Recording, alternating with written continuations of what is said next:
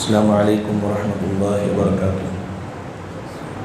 ان الحمد للہ نحمده ونستعینه ونستغفره ونعوذ باللہ من شرور انفسنا وسیئات اعمالنا من يهده الله فلا مضل له ومن يضلل فلا هادي له واشهد ان لا اله الا الله وحده لا شريك له واشهد ان محمدا عبده ورسوله وما بعد فاعوذ باللہ من الشیطان الرجیم بسم اللہ الرحمن الرحیم یا ایہا الذین آمنوا اتقوا اللہ حق تقاته ولا تموتن الا وانتم مسلمون یا ایہا الناس اتقوا ربکم الذی خلقکم من نفس واحدہ وخلق منها زوجها وبث منهما رجالا كثيرا ونساء واتقوا اللہ الذی تساءلون به والارحام ان اللہ كان علیکم رقیبا یا ایہا الذین آمنوا اتقوا اللہ وقولوا قولا سدیدا یصلح لکم اعمالکم ویغفر لکم ذنوبکم ومن يطع الله ورسوله فقد فاز فوزا عظيما اما بعد فإن خير الحديث كتاب الله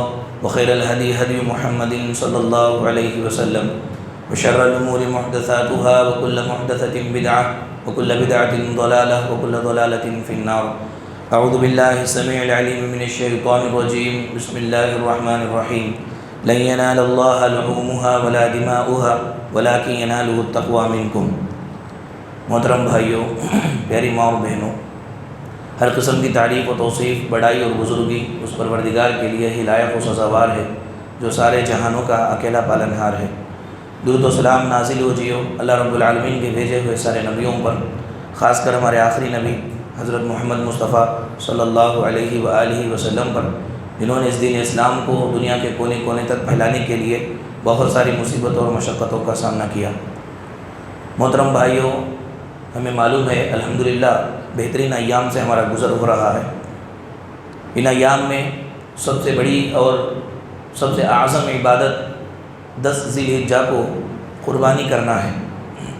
قربانی یہ لفظ قربا سے ہے، اس کا معنی ہے قریب ہونا، نزدیکی حاصل کرنا، اور اسلام کے اندر قربانی کا ڈیفینیشن یہ ہے کہ آدمی اللہ تعالیٰ سے قریب ہونے کے لیے، اللہ کو راضی کرنے کے لیے عبادت کی نیت سے، جس طرح نماز عبادت کی نیت سے پڑھتا ہے، عبادت کی نیت سے کوئی جانی یا مالی صدقہ پیش کرے، اس کو قربانی کہتے ہیں۔ عام طور پر ہمارے یہاں جو مشہور ہے کہ آدمی کسی جانور کو لائے اور اس کو ذبح کرے، خون بہا دے اور گوشت نکال کر کے کھا جائے، دوسروں کو تقسیم کر دے، بس یہی قربانی ہے۔ تو صرف اسی چیز کو قربانی کہنا یہ تصور صحیح نہیں ہے، بلکہ قربانی ایک حکمت ہے، ایک فلسفہ ہے، بہت ساری چیزیں اپنے اندر لیے ہوئے ہیں۔ کوئی بھی آدمی جانور لایا، کاٹا، میں نے قربانی دے دیا، تو یہ قربانی نہیں ہے۔ قربانی کا یہ معنی اور مطلب بھی نہیں ہے، اور شریعت ہم سے یہ چاہتی بھی نہیں ہے۔ قربانی کی بہت ساری حکمتیں ہیں، فلسفے ہیں، ساری چیزوں کو دل میں رکھ کر کے جانور کو ذبح کرنا یہ اصل میں قربانی ہے۔ مثال کے طور پر قربانی کے جو حکمت ہے یا جو دروس، جو لیسن ہے، اس میں سے پہلا لیسن یہ کہ قربانی کا تعلق دنیا کے بے مثال اور منفرد شخصیت حضرت ابراہیم علیہ السلام سے اس کا تعلق ہے۔ حضرت ابراہیم علیہ السلام کی زندگی کا نچوڑ کیا تھا؟ ابراہیم علیہ السلام کی زندگی کا نچوڑ ہمارے اندر آئے، یہ قربانی ہے۔ حضرت ابراہیم علیہ السلام کی ساری زندگی کا نچوڑ یہ تھا کہ نفع اور نقصان کا اندازہ لگائے بغیر اللہ کے حکم پر بلا چو مچرا عمل کرے۔ اس کام میں میرا فائدہ ہے، اس کام میں میرا نقصان ہے، یہ کچھ نہ دیکھے، اللہ کا حکم ہے فوراً عمل کر جائے۔ یہ لب لباب ہے حضرت ابراہیم علیہ السلام کی زندگی کا نچوڑ، کہ انہوں نے اپنی فائدے کو، اپنے نقصان کو نہیں دیکھا، اللہ کے حکم کو دیکھا۔ چاہے بچے کو ذبح کرنا ہی کیوں نہ پڑے، اس میں کون سے باپ کا فائدہ ہے کہ اپنے ہاتھ سے اپنے بچے کو پیدا کیے بچے کو ذبح کر دے؟ اگر نفع نقصان دیکھتے ابراہیم تو بچے کو کبھی ذبح کرنا تو دور کی بات تصور بھی نہیں کرتے۔ کیا ہم نے کہا کوئی اپنے بچوں کو اپنے ہاتھ سے ذبح کر سکتا ہے؟ تو نفع اور نقصان کا اندازہ لگائے بغیر اب آدمی اللہ کے حکم پر عمل کرے، یہ اصل میں قربانی کا بڑا مقصد ہے۔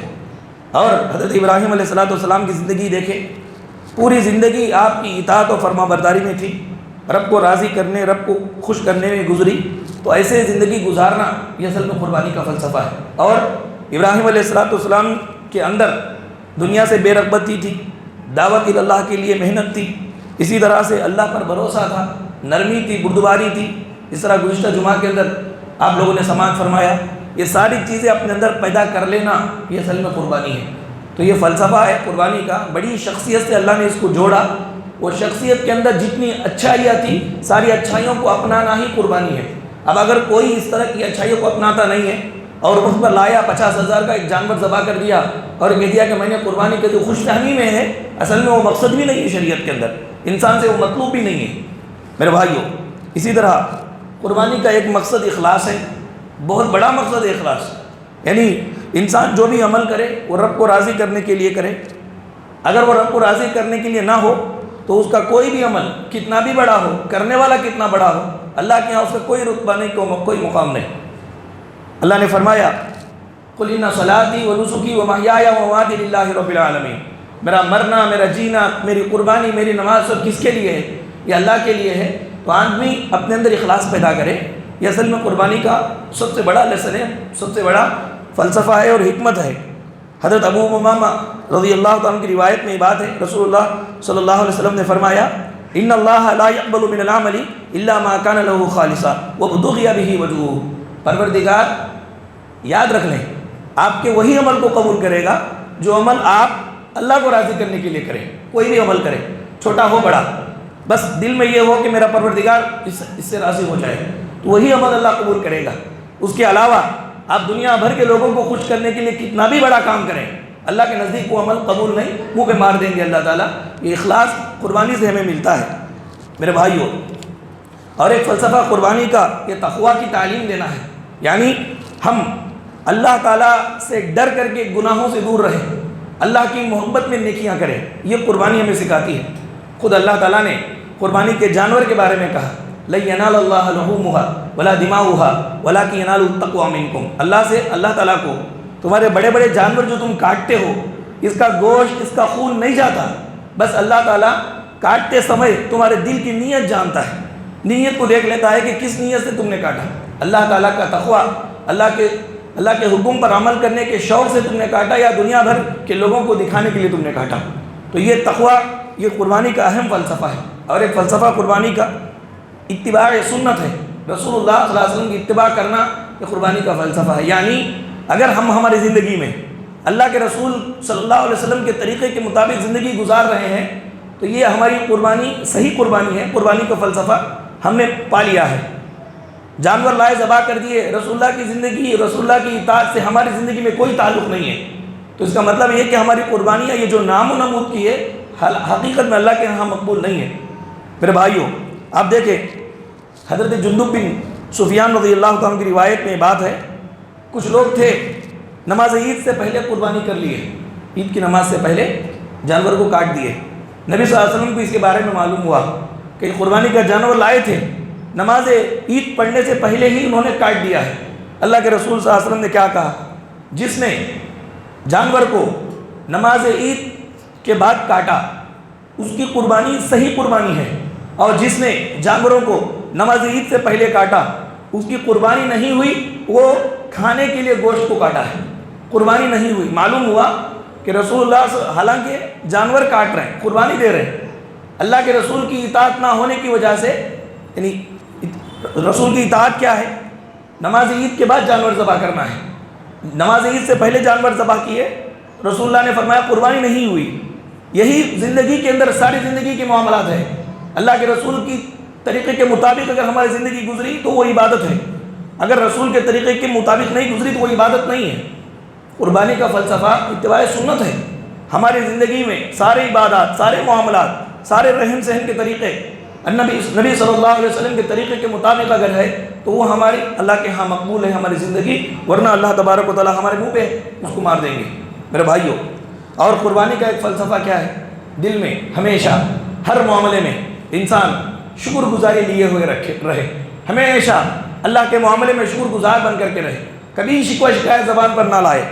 اللہ تعالیٰ نے بہت سارے جانور ایسے ہمارے مسخر کیے ہیں، اگر وہ جانور چاہے تو 1 سیکنڈ میں ہماری جان لے سکتا ہے۔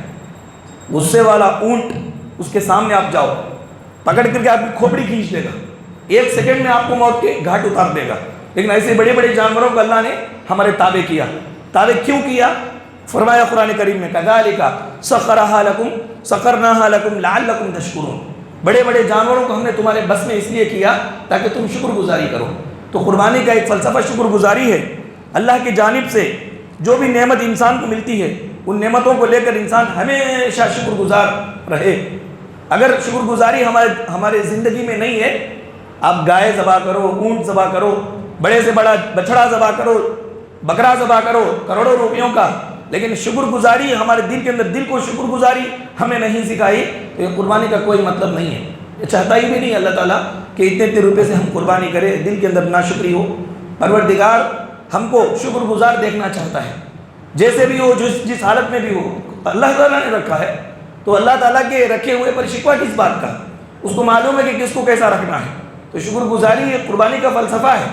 تو قربانی صرف جانور ذبح کرنے کا نام نہیں، یہ سب چیزیں لیے ہوئے ہیں، سب چیزیں انسان اپنائے تب جا کر کے وہ چھوٹا بکرا بھی اگر ذبح کرے، ایک حصہ بھی اگر لے لے، پروردگار اس کو بہت اونچا، بہت بڑا مقام عطا فرمائے گا، بڑا فائدہ عطا کرے گا۔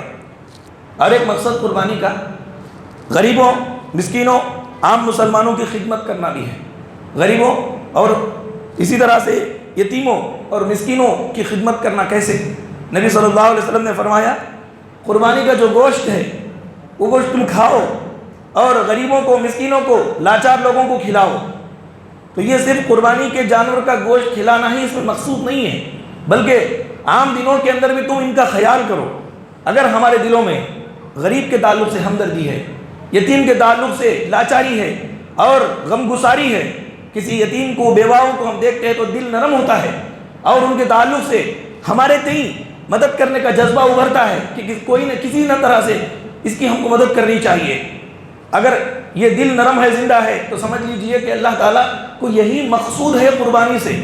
اسی لیے اللہ کے رسول صلی اللہ علیہ وسلم نے بیان فرمایا کہ تم قربانی کا گوشت کھاؤ، کھلاؤ غریبوں کو، مسکینوں کو، یتیموں کو، فَكُلُوا مِنْهَا وَأَطْعِمُوا الْبَائِسَ الْفَقِيرَ۔ دوسری آیت میں کہا فَكُلُوا مِنْهَا وَأَطْعِمُوا الْقَانِعَ وَالْمُعْتَرَّ، کہ قانع آدمی، معتر آدمی، لاچار، بے بس آدمی کوئی بھی کیوں نہ ہو، تم اس کو کھلاؤ، سب کو کھلاؤ، کھاؤ۔ میرے بھائیوں، تو یہ غریبوں اور مسکینوں کی مدد کرنا یہ قربانی کا فلسفہ ہے، یہ ہمارے اندر ہونا چاہیے، یہ قربانی ہے۔ صرف جانور کو لا کر کے کاٹ دینا اور یہ سمجھ لینا کہ ہم نے بہت بڑا تیر مار لیا، حق ادا کر دیا، تو یہ صحیح مفہوم نہیں ہے شریعت کا۔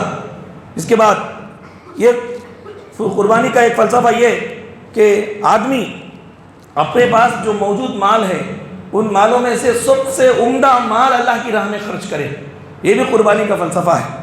آپ دیکھیں قربانی کے جانور جو بھی ہیں، لیتے جانور خریدنے کے لیے جاتے ہیں قربانی کے، تو کچھ اوصاف رسول اللہ نے بتلائے اور کچھ عیب رسول اللہ نے بتلائے۔ جو عیب بتلائے ان عیبوں کا جانور ذبح نہ کرو بولے، اور جو اوصاف بتلائے اللہ کے رسول صلی اللہ علیہ وسلم نے کہ وہ اوصاف والا جانور ذبح کرنا، موٹا تازہ ہو، ہتھ کدڑا ہو، اچھا ہو، بیمار نہ ہو، اسی طرح سے وہ بے عیب ہو، لنگڑا نہ ہو، للا نہ ہو، کنکٹا نہ ہو۔ معلوم یہ ہوا کہ عمدہ سے عمدہ چیز قربانی میں دینا چاہیے، عمدہ سے عمدہ چیز قربانی کرنی چاہیے اچھے جانور کی۔ تو صرف یہ قربانی کرنے کے لیے ہی عمدہ سے عمدہ جانور نہیں، زندگی بھر میں اللہ تعالیٰ کی راہ میں دینے کے لیے عمدہ سے عمدہ چیز کو اختیار کریں۔ جو آپ کے نزدیک عمدہ ہے وہ اللہ کے راستے میں دینے والے بنے، یہ قربانی کا مفہوم ہے، قربانی کا فلسفہ ہے۔ لن تنالوا البر حتى تنفقوا مما تحبون، یہ آیت کریمہ جب نازل ہوئی، حضرت ابو طلحہ رضی اللہ تعالیٰ عنہ رسول اللہ کے پاس آئے، کہا اللہ کے رسول اللہ کیا بول رہا ہے؟ اللہ کے رسول نے کہا کہ بول رہا ہے کہ تم اس وقت تک نیکی کی حقیقت کو نہیں پہنچ سکتے جب تک کہ اپنا مال محبوب اللہ کے راستے میں نہ دے دو۔ ابو طلحہ نے کہا یا رسول اللہ میرے نزدیک سب سے محبوب مال بیرہا باغ ہے، مدینہ منورہ کے مسجد نبوی کے بالکل سامنے ہے، بہت محبوب ہے، بہت سارا مال ہے میرے پاس، سب سے زیادہ میں پسند کرتا ہوں اس باغ کو۔ اور کیوں پسند کرتا ہوں؟ آپ کا آنا جانا رہتا ہے باغ میں، آپ آتے ہیں میرے باغ کو، بیٹھتے ہیں، کچھ پانی پیتے ہیں، تو چنانچہ میں یہ باغ کیوں مدینہ نبوی کے بالکل قریب ہے، نماز پڑھ کر کے رسول اللہ باہر نکلتے تھے، باغ کے اندر جاتے تھے، اس لیے مجھے یہ بہت پسند ہے۔ لیکن اللہ نے کہا مال محبوب اللہ کے راستے میں خرچ کرو گے تو تم نیکی کو پا سکو گے، تو میں خرچ کرتا ہوں، دے دیے۔ اللہ کے رسول صلی اللہ علیہ وسلم کے ہاتھ میں انہوں نے اس کو رکھ دیا، کہا کہ آپ جس طرح چاہے خرچ کریں۔ اللہ کے رسول نے کہا کہ نہیں، اپنے ہی رشتہ داروں سے اس کو شروع کرو، رشتہ داروں میں جو غریب ہیں، یتیم ہیں، ان کو تم دیتے آؤ۔ دیکھیے قربانی کے اندر عمدہ سے عمدہ جانور ذبح کرنا یہ اصل مقصد یہ ہے کہ اپنی زندگی میں عمدہ سے عمدہ مال اللہ کے راستے میں خرچ کرنا، یہ قربانی کا فلسفہ ہے اور یہ حکمت ہے۔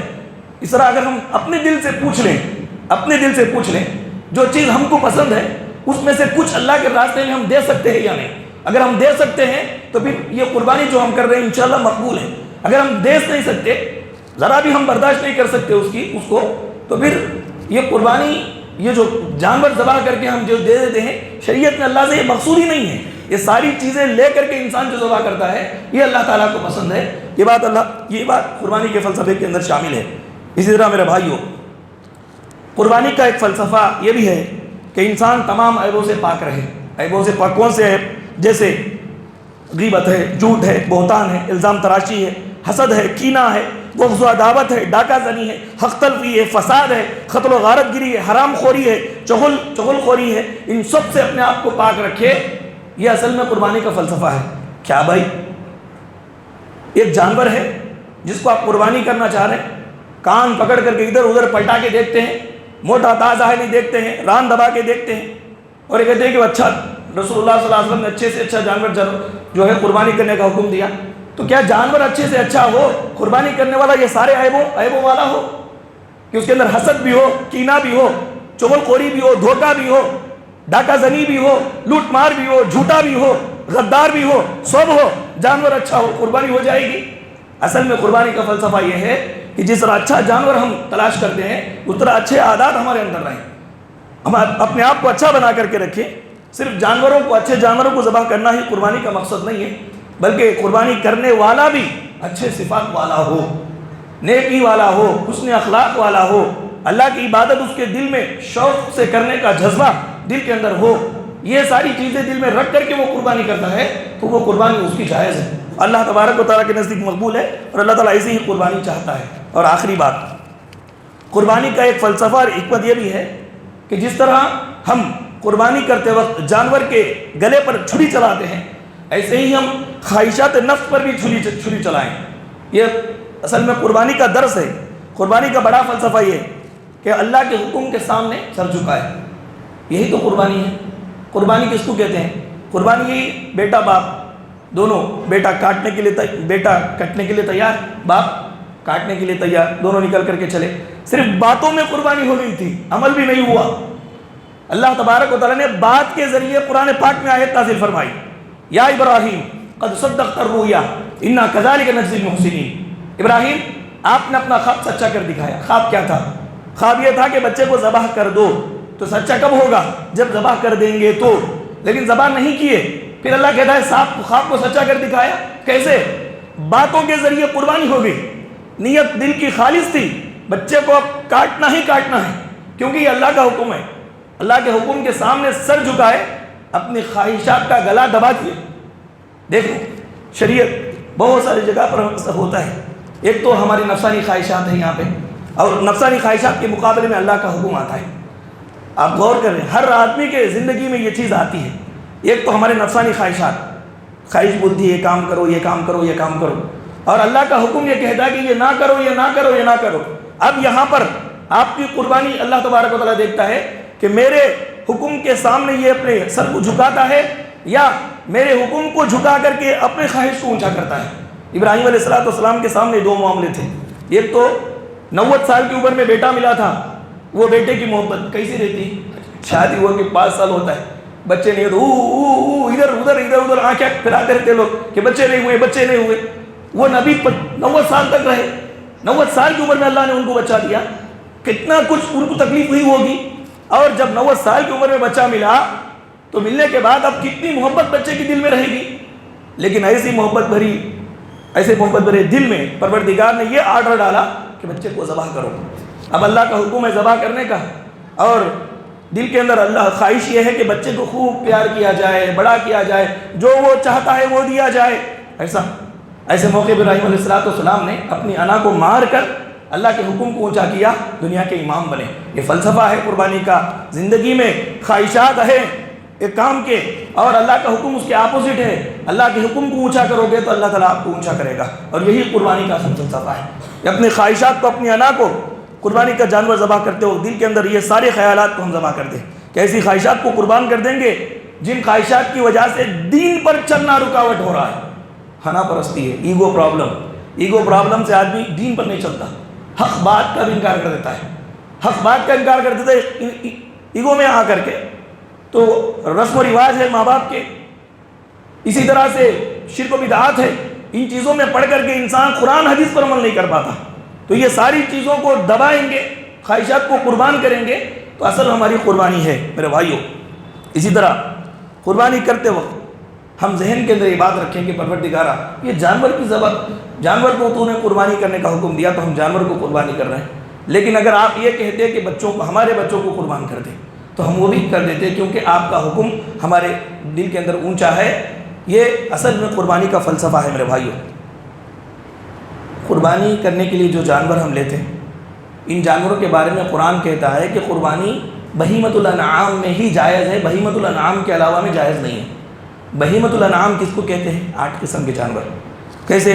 ایک پوٹلا پوٹلی، بکرا بکری، اونٹ اونٹنی اور گائے بیل، یہ 8 قسم کے جانور میں ہی قربانی دیں گے۔ بھینس وغیرہ کی قربانی، مرغی وغیرہ کی قربانی نہیں ہوتی ہے۔ اور یہ جانور بھی کیسے ہو؟ حدیث کے اندر رسول اللہ نے مسنہ کا لفظ ذکر کیا ہے۔ مسنہ کس کو کہتے ہیں؟ جانور کے دودھ کے دانت جھڑ کر کے دوسرے دانت آ جائیں، ایسے جانور کو لینا چاہیے، چاہے بیل میں ہو، گائے میں ہو یا بکرے کے اندر ہو۔ اگر مسنہ جانور ملنا مشکل ہے تو اچھا موٹا تازہ 1 سال کا بھی اگر بکرا ہے تو اس کو ہم ذبح کر سکتے ہیں، یہ اللہ کے رسول نے اجازت دی۔ جانور کیسا ہو؟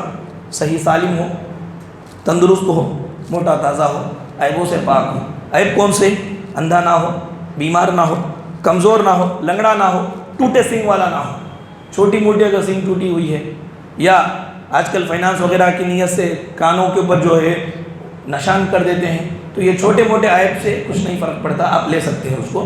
کان کٹے کا مطلب ہے کہ کان چیر دیا گیا ہو، کٹ چکا ہو، یا کان ہی نہ ہو، ایک سینگ ہی نہ ہو، ایسے جانور قربانی میں نہیں چلیں گے۔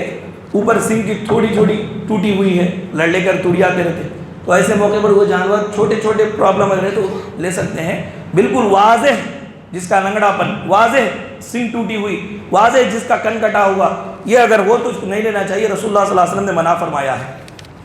اگر آدمی کے پاس طاقت ہے، آپ ہیں، آپ کے گھر میں 5 بچے ہیں، بیوی ہے، بیوی کا بھی کچھ آمدنی کا ذریعہ ہے، بچے بھی کماتے ہیں، آپ بھی کماتے ہیں، تو صحیح بات یہ ہے کہ ہر ایک کی جانب سے آپ قربانی کریں، بکرا ہو، گائے ہو، کوئی بھی، یہ کہ اپنے طور پر نہیں، بلکہ سب نہیں کماتے ہیں، کماتے بھی تو تھوڑا کماتے ہیں، تو ایک بکرا بھی سارے گھر والوں کی طرف سے کافی ہو سکتا ہے، اور سارے گھر میں 50 لوگ ہی کیوں نہ رہے، 50 لوگ ہی کیوں نہ رہے، سارے گھر والوں کی طرف سے ایک بکرا کافی ہو سکتا ہے، ایک حصہ سارے گھر والوں کی طرف سے کافی ہو سکتا ہے۔ حصہ اب جو مشہور کر دیا گیا ہے، آپ حصہ دے رہے ہیں تو صرف آپ ہی کو ثواب ملے گا، ایسا نہیں ہے، بلکہ شریعت کے اندر اس کو آزادی ہے۔ ایک حصہ، یعنی ایک حصہ جو ہے ایک جانور کے برابر ہے۔ ایک جانور جب پورے گھر والوں کو برابر ہو سکتا ہے تو ایک حصہ پورے گھر والوں کے لیے برابر ہو سکتا ہے۔ ابو ایوب انصاری رضی اللہ عنہ کی روایت ہے، سنن ترمذی کی۔ ابو ایوب رضی اللہ عنہ نے کہا کہ رسول اللہ کے زمانے میں ایک آدمی اپنے پورے گھر والوں کی طرف سے ایک جانور ذبح کرتا تھا، بعد میں لوگ جو ہے دکھاوے کے لیے ذبح کرنے لگے۔ اس طرح حضرت ابو ایوب انصاری نے بیان فرمایا، نماز عید کے بعد سے لے کر کے 13 ذی الحجہ کے عصر کے بعد تک، مغرب کا وقت شروع ہونے سے پہلے تک یہ ذبح کا وقت ہے۔ 4 دن ہمارے عید کا دن ہے، بقرعید 4 دن ہم منائیں گے۔ 10ویں ذی الحجہ عید کے روز نماز کے بعد سے اس کا وقت ہے جانور ذبح کرنے کا، صبح ہو، شام ہو، کبھی بھی ہو، عورتیں ہوں، بچے ہوں، مرد ہوں، کوئی بھی جانور ذبح کر سکتا ہے۔ 13ویں ذی الحجہ کے عصر کے بعد تک اس کا وقت ہے۔ عام طور پر ایک سوال آتا ہے، ہمارے مرے ہوئے لوگوں کی طرف سے قربانی ہم دے سکتے ہیں یا نہیں؟ شریعت کے اندر آپ زندہ ہیں تو آپ کے اوپر شریعت کے احکامات فرض ہیں، اس لیے اب جو آپ کے ماں باپ ہوں، دادا دادی ہوں، جو انتقال ہو گئے، انہوں نے اپنی زندگی میں جو کیا وہ کیا، اب جو چلے گئے تو ان کا بار، ان کا بوجھ پروردگار نے آپ کے اوپر نہیں ڈالا ہے۔ چنانچہ رائے، یعنی احادیث کے اندر یہ مختلف ہی مسئلہ ہے، سب سے راجح قول یہی معلوم ہوتا ہے کہ میت کی طرف سے قربانی جائز نہیں ہے۔ میت کی طرف سے اگر آپ قربانی دینا چاہیں تو نہیں جاتی۔ بعض علماء نے یہ کہا ہے کہ اگر صدقے کی نیت ڈال کر کے اپنے ہی جانور کو، اپنے آپ جو اپنے نام پر جو جانور ذبح کر رہے ہیں، اس میں صدقے کی نیت میں اپنے گھر والوں کو بھی اگر ملا لیں تو انشاءاللہ اس کا ثواب ان کو ملے گا۔ لیکن خاص طور پر ایک جانور لائے میرے دادا کے نام کا اور میرے بابا کے نام کا، میری دادی کے نام سے، میرے اماں کے نام سے، یہ میرے نام سے، ایسا بول کر کے جو انتقال ہو چکے ہیں ان کے نام سے ذبح کرنے کا تصور نہیں ہے اسلام کے اندر، یہ جائز نہیں ہے۔ اگر کوئی آدمی جانور لیا، حاملہ جانور ہے، حمل سے ہے جانور، اونٹنی ہے، بکری ہے، تو وہ جانور قربانی میں درست ہے، قربانی کر سکتے ہیں اس کی۔ آپ نے اس کو کاٹ دیا، کاٹنے کے بعد چھیلنے کے بعد بچہ نکلا، رسول اللہ صلی اللہ علیہ وسلم کے زمانے میں ایسے ہی ایک آدمی گائے ذبح کر دیے، تو حاملہ تھی، تو اللہ کے رسول سے پوچھا گیا، رسول اللہ نے فرمایا کہ وہ تو ذبح شدہ ہے، ماں کا ذبح کرنا بچے کا ذبح کرنا ہے، اگر تم کھانا چاہو تو کھا لو۔ تو اس طرح بچہ اگر نکل جائے تو اس کو ہم کھا سکتے ہیں، استعمال کر سکتے ہیں۔ اگر آپ کے پاس اب پیسے نہیں ہیں، قربانی کے ایام آ گئی، عید آ گئی، آپ کو شدید خواہش ہے کہ آپ قربانی کریں، ایسے موقع پر اگر آپ کے پاس یہ طاقت ہے کہ بعد میں قرضہ پھیڑ سکتے ہیں تو قرضہ لے کر کے بھی آپ قربانی کر سکتے ہیں، اس کی بھی گنجائش ہے۔ قربانی اصل میں اللہ تعالیٰ سے ہمارے تعلق کو بتاتی ہے، تو ہمارے پروردگار سے ہمارا بہت تعلق ہے، پروردگار ہم کو کھلاتا ہے، پلاتا ہے، جلا رہا ہے، سب کچھ پروردگار ہمیں کر رہا ہے، اور وہ ہم سے یہ چیز چاہا، سال بھر میں ایک مرتبہ قربانی چاہتا ہے اللہ تعالیٰ، تو اس میں نئے نئے لنگڑے عذور بہانے بنانا اور اسے دور رہنا یہ کوئی اخلاقی فریضہ نہیں ہے۔ ہم بندے ہیں اللہ کے، وہ ہمارا مالک ہے، اس کے بہت سارے احسانات ہمارے اوپر ہیں، بس اس نے ہم سے یہ چاہا، یہ تعلق ہم ظاہر کر کے قربانی ہم کریں۔ اس طرح جو بڑے جانور ہیں، یہ بڑے جانوروں میں شرکت بھی جائز ہے، جیسے گائے ہے، اونٹ ہے، گائے میں 7 حصے چڑھ سکتے ہم، اسی طرح اونٹ ہے، اونٹ میں 10 حصے لے سکتے میکسیمم، 2 بھی کر سکتے، ایک آدمی پوری اونٹ بھی دے سکتا ہے، دونوں دے سکتے، تینوں دے سکتے، اینڈنگ جو ہے زیادہ تر میکسیمم 10 لوگ اس میں شریک ہو سکتے ہیں۔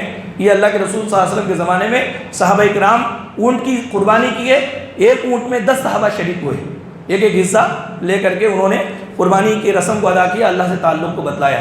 یہ قربانی کے چند احکام ہیں۔